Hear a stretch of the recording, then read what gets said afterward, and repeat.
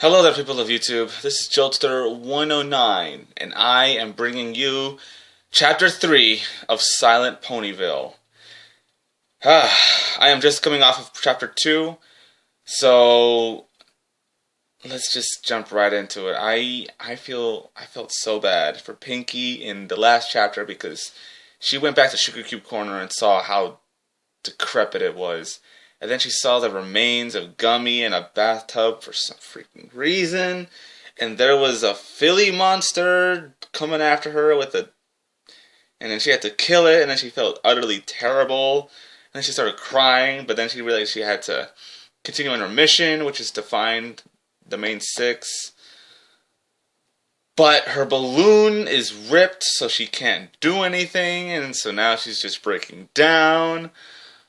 Oh my god, I feel so bad for Pinky. I've never, in anything, whether it be the show or fanfics or just anything, animations, whatever it is you can think of in the Brony fandom, I don't think I've ever seen Pinky in such despair. That is wow. Just, jeez, man.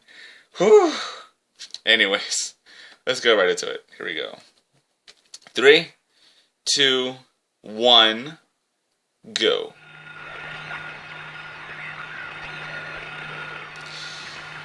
Oh boy.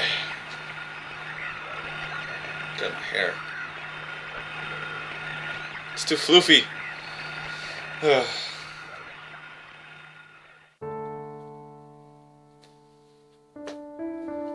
Pinkie Pie tenderly finished cleaning and wrapping her wounds. Her legs still throbbed from the bite wound, but at least now it would start to heal properly. She tested her weight on it. There was a small bit of pain, but nothing she couldn't handle. She could keep moving. She could run away if she had to. She looked at the note she had placed on her bed once more. It had been resting at the bottom of the balloon's basket, as if it had been waiting for her to find it. Laughter and smiles of youth, together as they find out truth. Dreams of the future are held, as fears of the past are expelled. She had been dwelling on this note since she'd found it. She knew it was a riddle. She wasn't very good with riddles. But her mind had finally calmed down enough now to start thinking more coherently. Her brain was finally not reeling from horror long enough to take deciphering these words seriously. Well, I guess the first line means foals. Foals finding truth? Like, learning? Oh, this riddle is about a school! So, does that mean I should head for the school? She looked around at the dilapidated room. The balloon that was torn apart. The body of half a filly. No reason to stay here. She sighed as she packed the note into her bag before grabbing the lantern and heading outside. She shivered as she hit the cold, snowy air once more. She hadn't realized how warm it was being inside of the buildings. She turned the lantern off and placed it in the bag. She then began her gallop towards the school.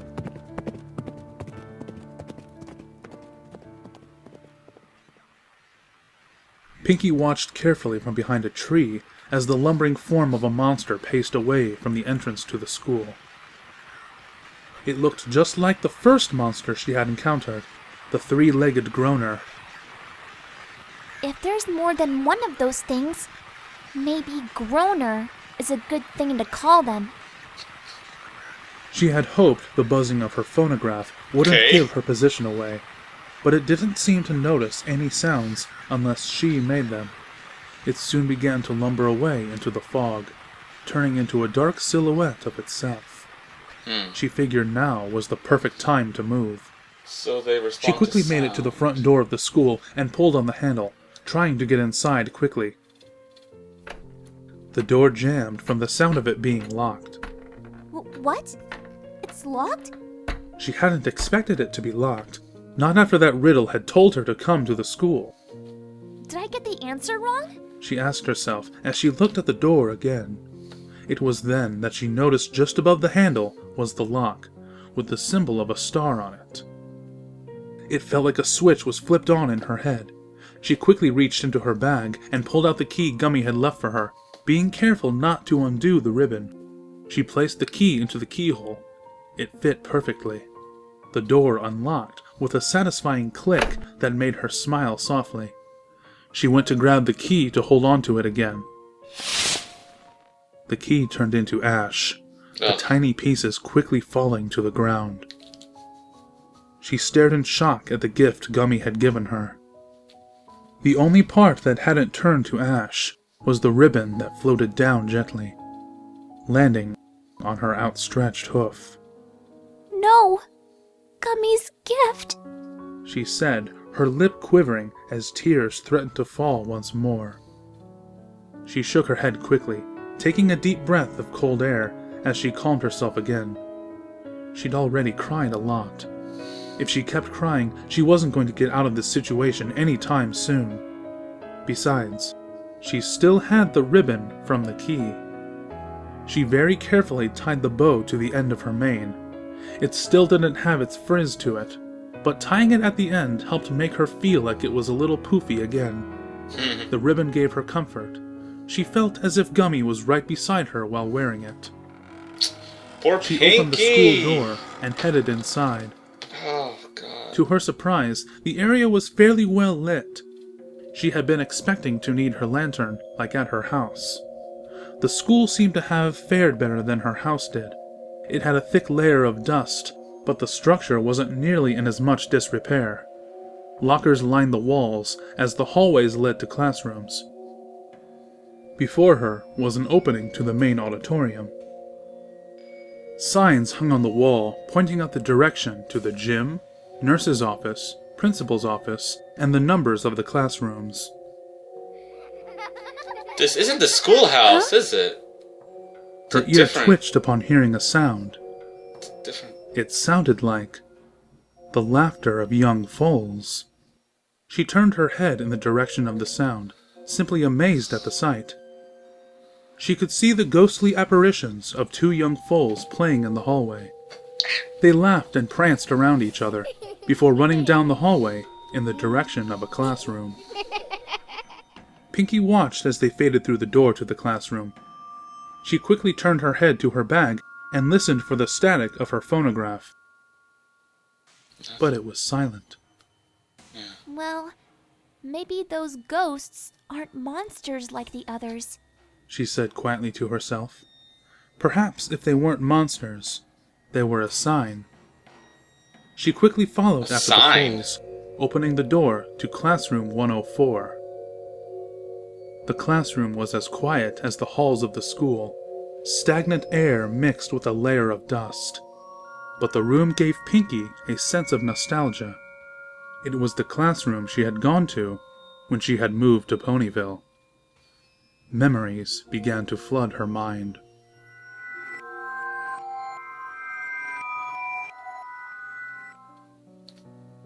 Well, Miss Pinkamena Diane Pie, we recognize that you have been homeschooled for most of your life, but upon testing you on the Ponyville standardized test, your score was not high enough to acknowledge a graduate-level pony. So we are requiring you to take at least 1 year of public school here in Ponyville. The mayor explained to her. What? I have to go to school? Pinky said, pouting in her seat opposite the mayor's desk. But learning was so boring. She stomped her hooves a little in her chair. Now, sis, Octavia said, reaching over and placing Yeah, I am not gonna get over that. Shoulder. Octavia and Pinky being sisters? just think of all the new friends you'll be able to make. You'll have a lot more ponies to invite to your parties. But... Pinky said, looking at her sister with pleading eyes. She already knew that she wanted to spread smiles as much and as far as she could, but this was her first time finding other ponies to be friends with to host a party for. She was rather intimidated by the thought that they wouldn't like her parties. Tell you what, Octavia said with a comforting smile. if it's all right with the mayor, I'll go to school with you. How does that sound? I don't see why not. the mayor said, nodding with a smile. Really? Oh my gosh, you're the best big sister ever! Pinky said, hugging her dear sister with all her might, a big smile on her face. Octavia smiled in return as she pet her young filly sister.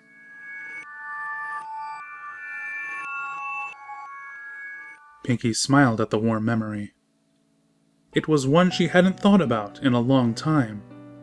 When Pinky had decided to leave the farm, Octavia was the one who was willing to help her adjust to the life outside of it. Her parents seemed to understand and stayed behind to let their kids experience the world. Octavia had been the biggest help to her while they were at school. She gave her the confidence boost to meet the new ponies, and she made so many friends. She was also the reason she'd met Mr. and Mrs. Cake and ended up staying with them. It was after that year of school that Octavia decided to leave on her own adventures, having discovered her love for the contrabass and classical music. She'd been sad to see her sister go, but understood she had to go live her own life. Besides, she'd left her in the care of some very wonderful friends. Pinky walked down the rows of desks with a soft but warm smile on her face. The room certainly gave her plenty of happy memories to remember. She stopped before her old desk in remembrance, but noticed a piece of paper lying on top of it. What's this?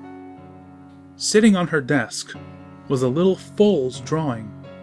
On it was the picture of a family smiling on a rock farm. She gently placed a hoof against it. It was one of her old drawings. She smiled as she remembered the fondness she had for doodling during class. She could see their old house in the background, her mother and father standing behind their kids in the foreground. She smiled at the cute scribbling of her and Octavia. Wait, She said suddenly, realizing something. She took her hoof away from the picture and stared at it. Something was wrong with this picture. She couldn't put her hoof on it, though. it's my family. What would give me the impression something's wrong? She stared at the happy family of 4. She couldn't fight the strong urge that there was something wrong with the picture. But no matter how much she racked her brain, nothing seemed to come to mind. She scrutinized the picture carefully. I'm sure if Octavia was here, she would know what the problem was. She always was the smartest of us. If we were ever in trouble, she will always bail us out. Alright, fine. I'll play with you. But only because you're so insistent. Her eyes shot back to the paper as she scanned it and counted the number of people in her family once more. 1, 2, 3, 4, 5? She counted out loud as she pointed to an empty spot that should have contained her other sister. Where's Bellamina? Where's my younger sister? Who? She scored the picture for Oh any my sign of God. her. Where's She Mod, wouldn't have drawn a picture of Limestone, her family and without her. Marble? Wait, come to think of it, when was the last time I thought about Bellamina? She remembered thinking about Octavia several times over the years, but she never thought about Bellamina. I am so Oh my lost. gosh, I must be the worst sister in the world. She said, feeling so rotten for having forgotten about her other sister. She tried to recall memories of her sister desperately, but the only thing that came to mind was the story of how she got her cutie mark. But beyond that... She shook her head furiously, trying to jog lost. loose any memory. But she didn't remember anything else. She looked down somberly before slamming a hoof against the ground. I'm so sorry, Bellamina. I promise you, once I get out of here, I'll keep you in my thoughts. Pinky said, determined now. She had to escape the horrors that had befallen Ponyville. Bellamina. She looked around the classroom, her eyes being drawn to the desk next to hers, the one Octavia had sat in during school. On the desk was a red circle with an X through it, written with a red marker. She carefully grabbed the edge of the desk and opened the top of it, looking inside. Inside of the desk was a blue jewel, carved into the shape of a contrabass. Wow! It's beautiful! She wasn't sure what it was doing there, but she had the strong feeling that it was something she was meant to keep. She picked it up carefully before placing it gently into her bag. She closed Octavia's desk before realizing she should check her desk. She was careful not to disturb the picture and opened hers as well. Inside was a red jewel in the shape of a balloon. She quickly placed it inside of her bag as well. She closed the desk and looked around.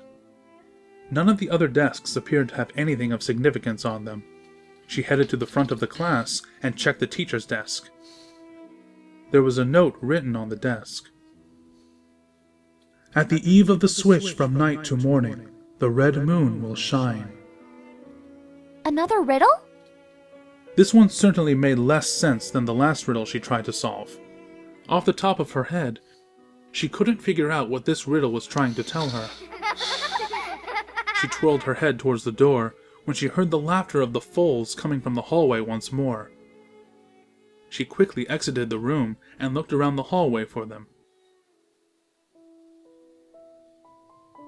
She saw them further down, playing with each other. She slowly approached them, trying to get a better look at the two little foals. However, once she got close enough, they began to run down the hallway. She gave chase. The little foals didn't run too far. They quickly made a turn into another room. Pinky stopped in front of the door and read "Janitor's Closet" on the front. She heard a click come from the door, as if it had just been unlocked. She reached for the handle and opened it, walking into the closet. The room didn't look anything like a janitor's closet should. Rather than shelves of items for cleaning, it was a mostly empty room. At the end opposite the door stood a small knee-high pedestal. Then behind it was what looked like a door with a clock and symbols around it, in between two portraits of the princesses. Oh, is that lantern oil? She said as she walked up to the small pedestal, noticing a small bottle of yellow liquid. She sniffed it quickly to confirm what it was before picking it up and placing it in her bag. Good. That should keep me stocked for a while. She then walked forward to take a closer look at the door. To the left of the door was a picture of Princess Luna, graciously drawn with her body in a circle surrounding a small hole in the wall. Princess Celestia was drawn much the same way, also surrounding a small hole in the wall. Wait. This hole. I know this shape. She said, having noticed something about the hole Celestia was surrounding.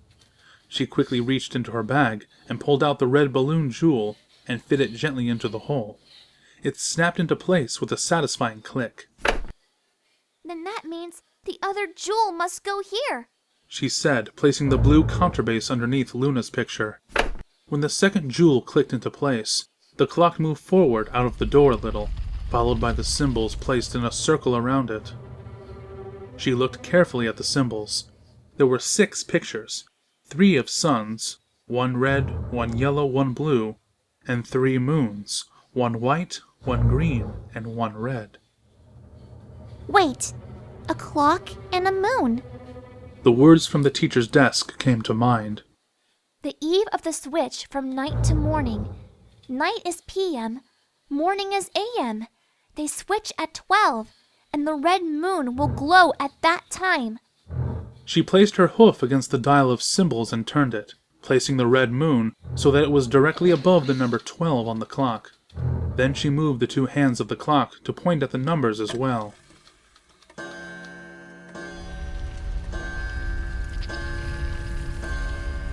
The clock chimed 12 times as it and the dial moved back into the door, before the door moved up and rose into the ceiling, opening the path. Pinky quickly walked into the next room. Huh? She heard a very quiet sound, like it was a sound coming from Ponyville itself.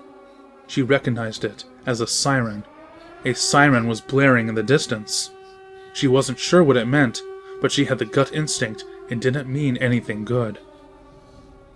She focused on the room before her. She regretted it instantly. The room itself gave off the stench of it rotting. The ceiling was brown with missing tiles, peeling rotted walls, and the floor was covered in dirt, mold, and grime. Holes littered the room, revealing a mesh of iron grating behind them, apparently the foundation holding the room together. 2 dead ponies hung from the corners of the room, their bodies wrapped in some kind of cloth, but their blood splattered the wall and floors next to them. They hung by chains, and metal kept them suspended. On the wall between them was a single word written in their blood. Run. She didn't need to be told twice as she ran out of the room. She ran out of the janitor's closet and back into the hallway. Wait! What happened to the light? The hallway she entered was pitch black. Don't tell me that! She quickly reached into her bag and pulled out her lantern. The flame came to life, illuminating the hallway. She gasped as the hallway was no longer that of the calm and quiet schools, but instead was made of the same dilapidated materials as the room she'd just escaped. Everything was rotting, held together by a metal grating. The grime covered the floor in splotches, and blood caked the walls. Hanging bodies of ponies were visible at various intervals down the hall. The smell of so much rotting gagged Pinky. If not for the lantern in her mouth, she would have lost her stomach.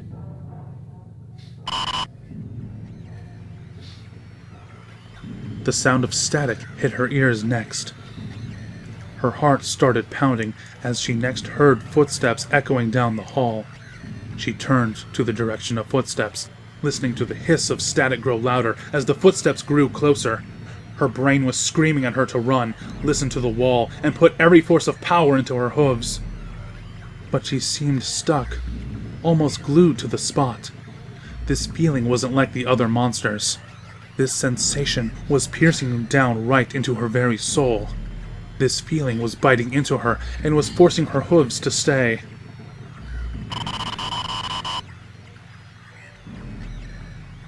The edge of the light hit the creature.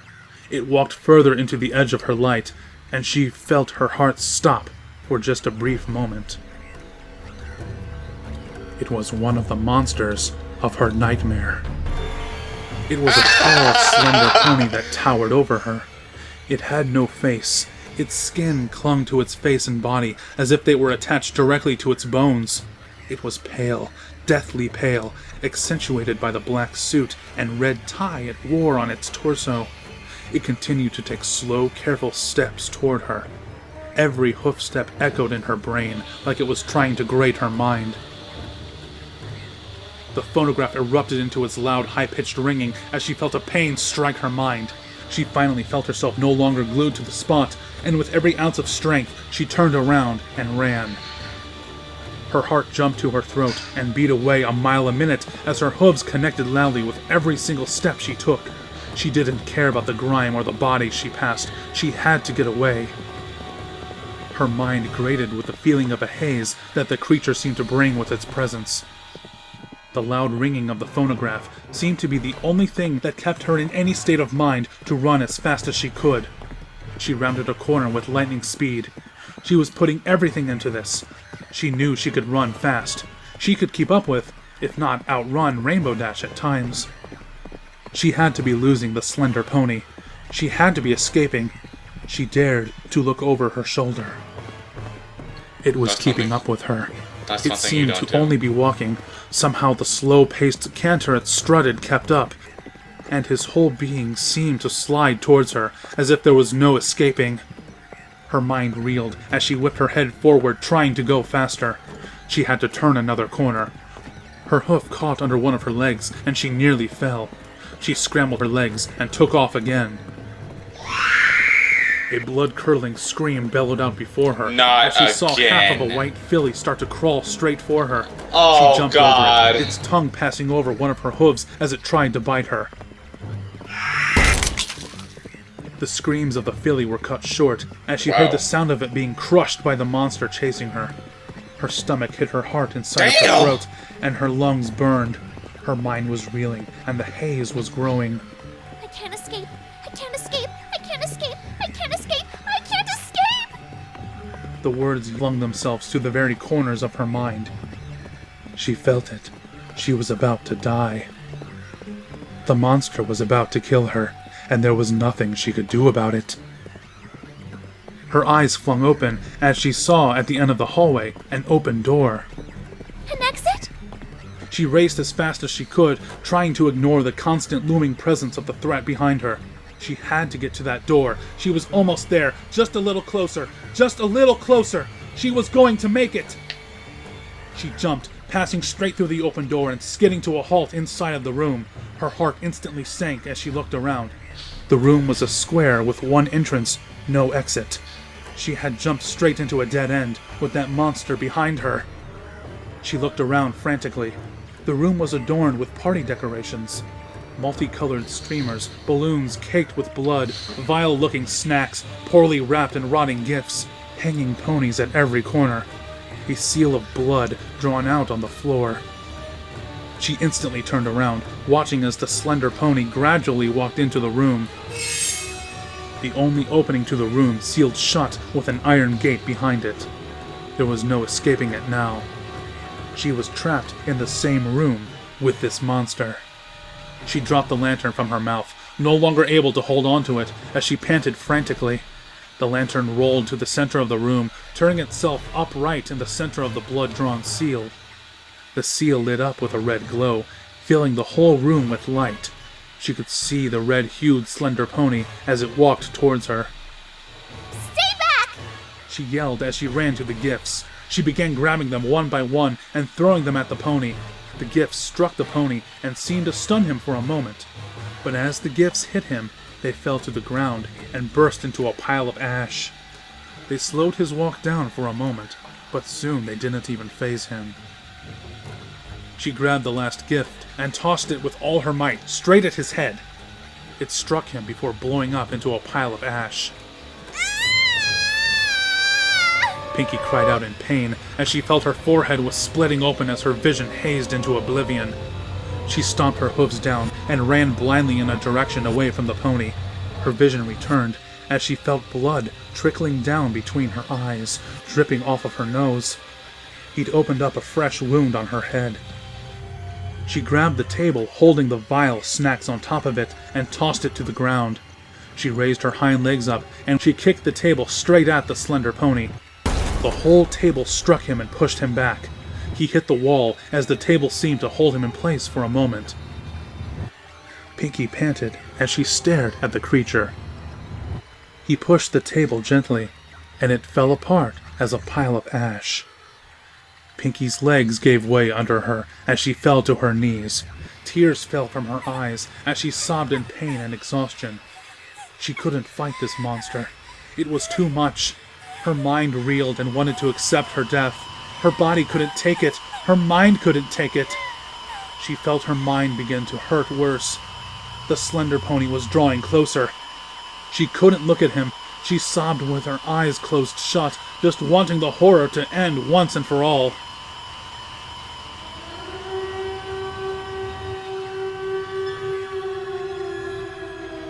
The pain stopped. The hoofsteps of the pony had stopped getting closer. The ringing of the phonograph was dying down. Pinky dared to open her eyes and looked up. He was still there, but he had stopped his assault on her. He looked like he was looking away from her, at something she couldn't see. That's when she heard it. The siren. The siren was going off again in the distance. The slender pony put one of its lifted hooves to the ground and turned to look at Pinky. She braced for whatever he was going to do, but he just stood there. Then, slowly, he lowered his head into his suit and pulled out a small brown box. He placed it on the ground before turning around and walking away from her. What? The light in the room dimmed until it was pitch black. Light from her lantern began to bring a gentle glow to the room. Pinky hiccuped, taking in a huge breath of air that burned her lungs again. She could feel her heart still racing at top speed as she began to get her bearings. The room wasn't the one she had just been in. It looked like a normal basement. It had pipes and fixtures that controlled water and heating through the building. Her lantern lay on its side in the middle of the room, glowing with its gentle flame. The brown box was still where the slender pony had left it. Words failed Pinky. She didn't have the strength to get up at the moment. She lowered her head and let herself sob again. Jesus.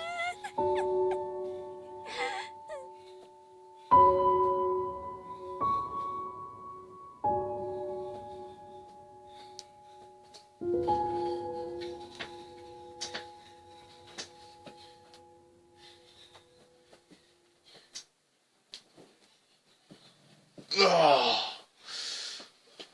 Ugh.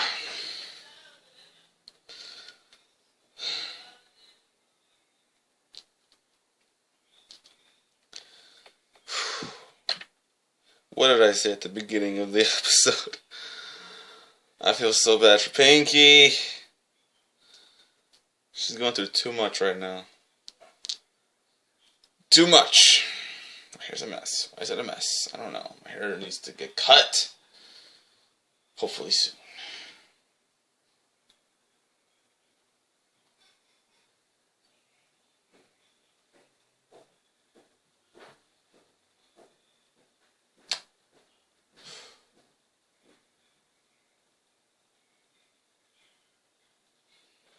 Anyways, I'm just...